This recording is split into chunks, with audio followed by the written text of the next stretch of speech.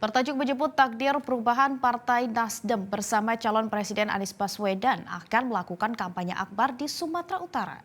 Ribuan kader, simpatisan, dan masyarakat dari 33 kabupaten kota di Sumatera akan mendengarkan orasi politik dari Ketua Umum Partai Nasdem Surya Paloh dan calon Presiden nomor urut 1 Anies Baswedan.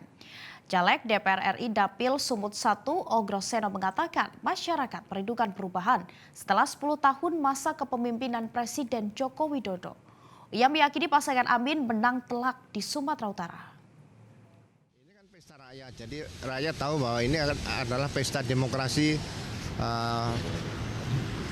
tahunan.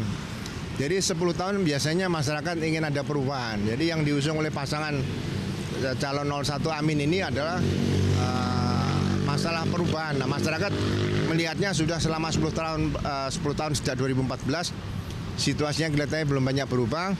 Nah, sekarang masyarakat merasa simpati, ingin memilih pemimpin yang seperti pasangan calon nomor 1 tadi, Pak Anies dan Pak Caimin. Gitu aja.